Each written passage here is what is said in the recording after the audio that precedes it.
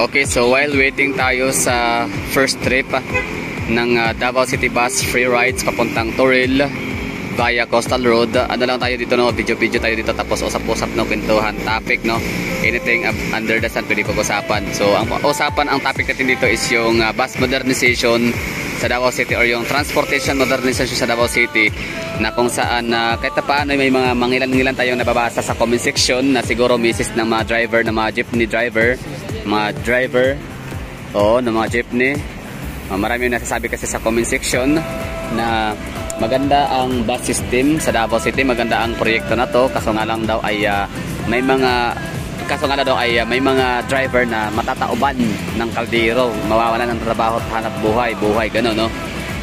Well, I respect and I understand, no, sa mga nasasabing yun na nga, no, na nakalungkot or nalulungkot sila na mawawalan ng trabaho ang mga ibang mga chopper, mga driver, jeepney driver. Pero I think hindi naman siguro ganoon katindi yung magiging side effect, no, ng modernization na yan. Totoo. Ganoon naman talaga, no, kapag mayroon talagang progress or mayroon talagang pagbabago, modernization sa isang lugar, bagay, hayop at tao, ganoon, no. So may mga masasagasaan talaga yan ng mga old, mga traditional, no. For example na nga lang, no, for example, uso na ngayon ang device, gadgets, no, na pag-order tayo, pindot-pindot na lang, yellow basket na lang, add to cart na lang. So dati kasi physikalan talaga yung pagpunta sa mga shopping malls, namimili ka, di ba? Physical. So ngayon ano na lang, online. So maraming mga naapektuhan dyan ng mga shopping malls. Kahit nga nung okay naman nakaraang araw nung meron tayong nadaanan, and yan ang nakausap natin na parang hindi man nareklamo pero parang nagpalabas lang siya ng sama ng loob, or hindi man sama ng loob, parang disappointment lang sa nangyayari sa Pilipinas, no, sa mga negosyante natin, sa mga taga RTWs, no, mga dry goods or mga ganyan okay businesses. Sabi nga niya, ano daw nangyari sa Davao City, bakit daw humina yata ang bintahan, no, ng kailang paninda, unlike nung una na dating dito last year, maganda daw ang tawag nito, ang sales.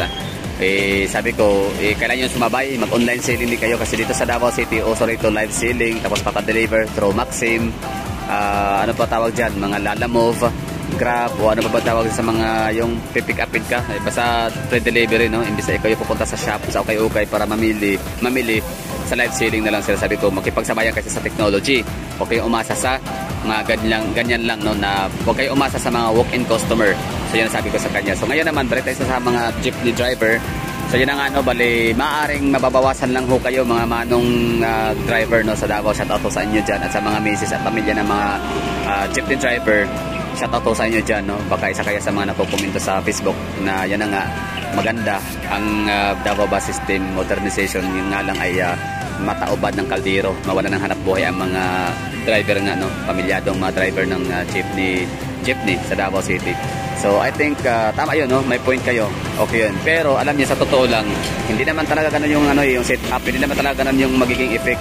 Kasi sa totoo lang, itong Davao Bus System, kita nyo naman, if I'm not mistaken, every 500 meters, bago magkaroon ng bus station. So ibig sabihin, lamang pa rin kayo mga jeep. Kung ngayon, kung tinitingnan ho ninyo as kompetensya ang Davao Bus System, malamang pa rin, malamang sa alamang, lamang pa rin kayo. Kasi bakit?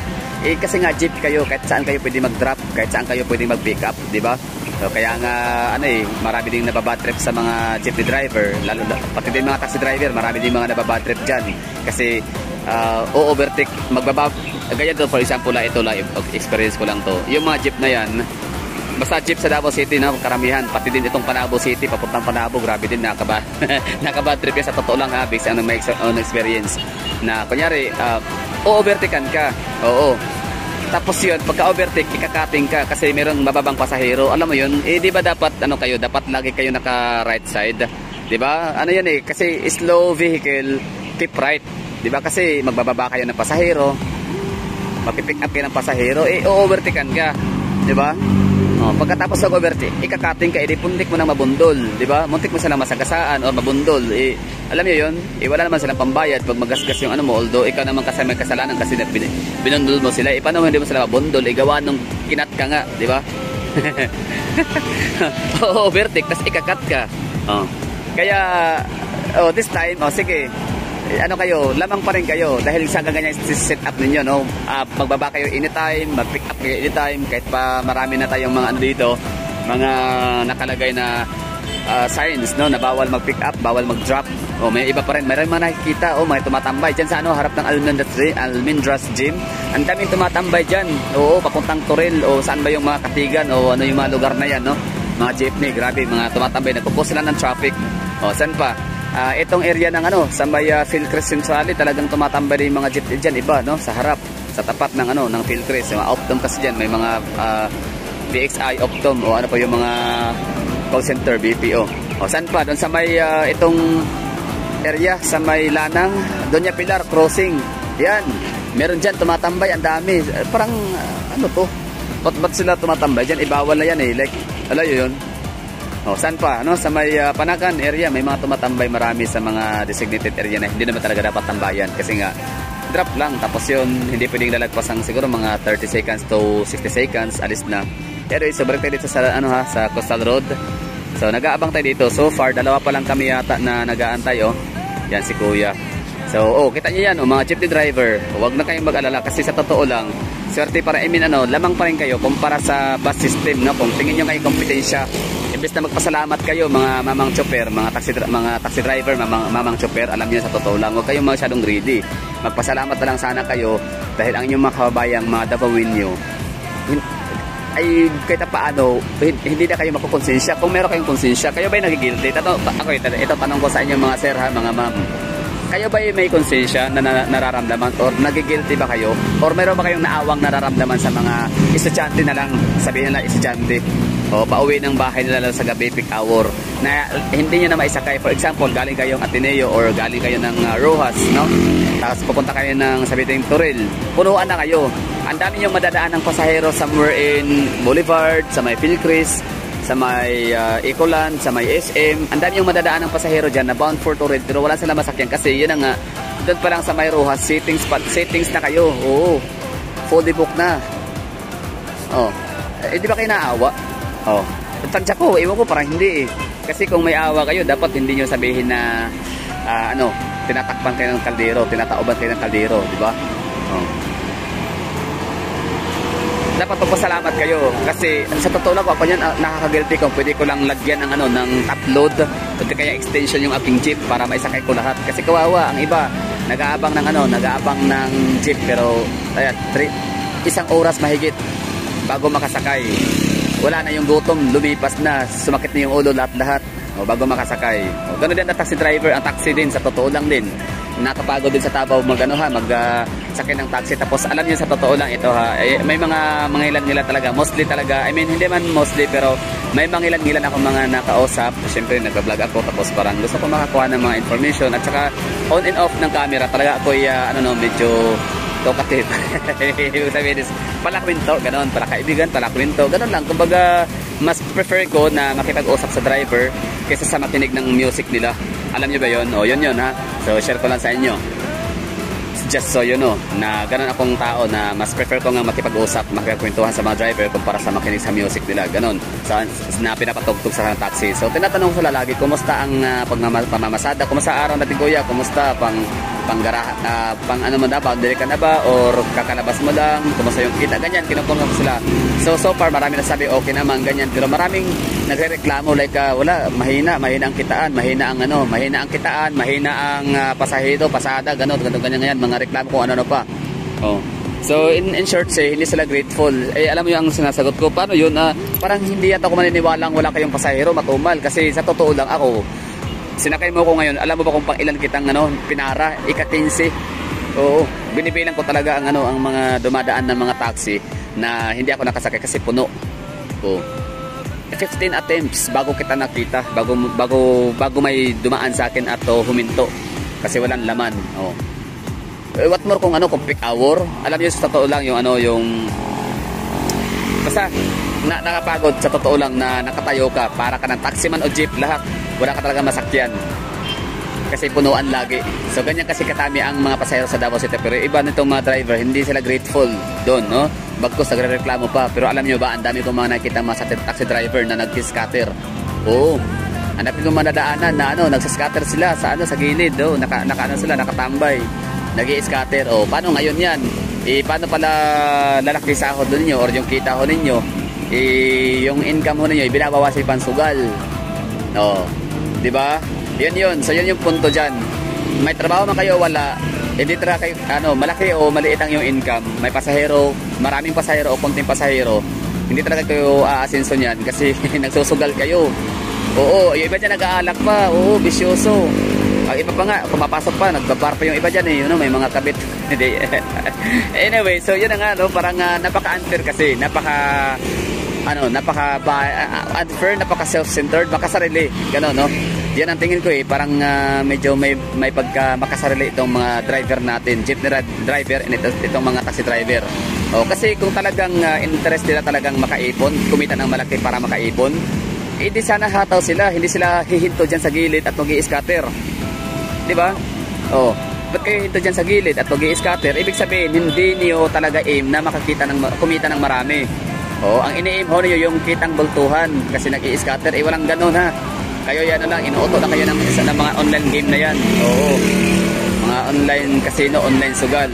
Sorry, pero yun eh, yun ang ano ko, yun ang perspective ko. Yan ang pananaw ko, yun ang stand ko dyan sa mga sugal na yan. Oh, pangalawa, ito naman sa mga jeepney driver. Oh, hindi ako maniwala dito mga jeepney driver, inalulungkot yung mga yan dahil sa meron na silang ano, kaagaw, no, na mga pasahero imbes na sakay sa jeep, hindi na. Oh, kasi magbabas na lang. Sa totoo lang, oh, ilan ba ang sitting capacity niya? As far as I know, 8. So, ilan ang sitting capacity? 16. Ika-17 yung sa front seat. Oh. Ngayon, alam niyo ba na may mga driver na ang bagal magpatakbo? Oo. Ang bagal patakbo, kwentuhan pa sa mga kanyari, may makasalubong silang mga jeepney, mga katropa nila, di ba? Oh. Yan pare, ganito kanyan, chismisan pa yung mayan, kabilaan na ano ha, kalis. Tapos nila na naisip ba na yung mga nakasakay, mga naka-uniforme, mga estudyante, yung iba naman ay mga estudyante, tsaka mga empleyado, di ba nagmamadali yan? Oh, magpapagaas pa yung mga yan. Oo, sa kasagsagan ng ano ha, nagmamadali yung mga pasahero, nagpapagas. Oh.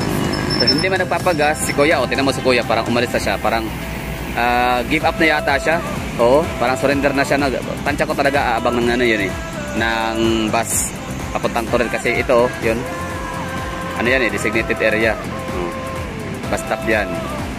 So umalis na si Kuya. So ibig sabihin ho nun, sobrang init oh. Time check tayo dito. Alas 6:52 na, mag-alas 7 na.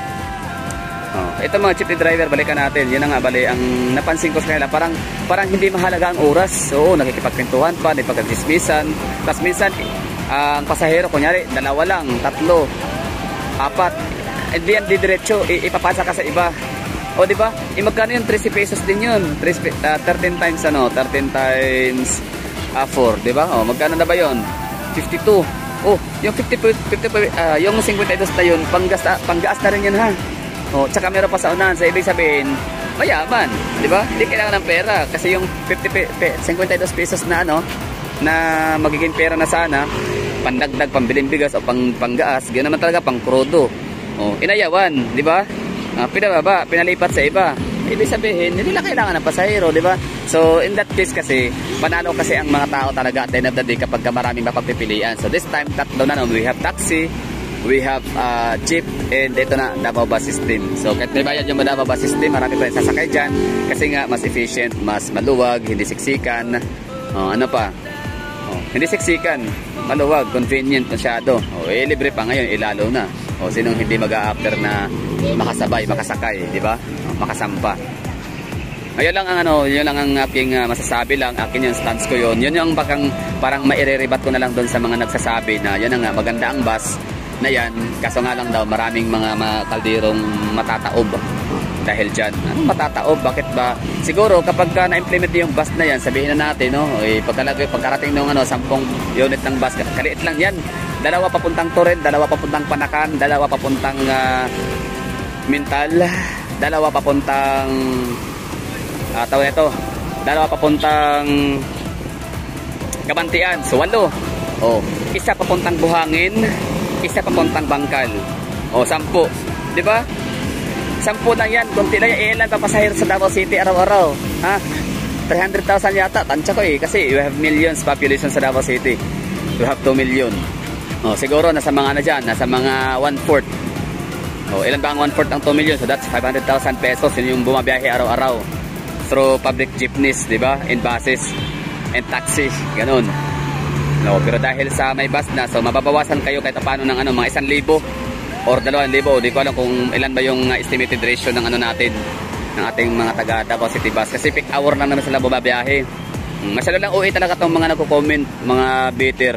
Pero sa totoo na din, in fairness sa ibang mga driver din naman nakakausap ko, may mga nagsasabi din naman na oo naman apektado kami dyan kasi nga magkakaroon na ng kompetensya, pero sa totoo tsaka ma-face out yung jeep namin, so mawawalan kami ng kahit paano hanap buhay.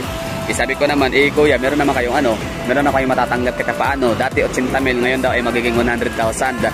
Pero yan naman ang information naman na yon ay nakukuha ko lang din sa mga driver lang din, no. Tinatanong ko na sila na, ano na sir, dati kasi 100,000 na daw ang makukuha. Dati kasi 80, ngayon 100 na. O, di ba? So, peak hour lang sila pabiyahe. So, ibig sabihin ho noon, huwag kayong mag-alala kasi ang layo ng distansya ng ng mga pick up area. O, yan na si kuya. So, lang siya, tago sa lilim. Yan na ha. So, huwag kayong mag-alala dyan mga mamang chopper. So, thank you din sa mga jet driver na willing makipag-cooperate sa pagbabago ng Davao. Di ba rin masagasaan sila at nawalan ng trabaho. Hanap sila ng ibang trabaho, ganun lang. So ayan na ha, ang jeep natin. I mean yung sasakyan nating bus. Alright, so far dalawa lang kami nasasakay.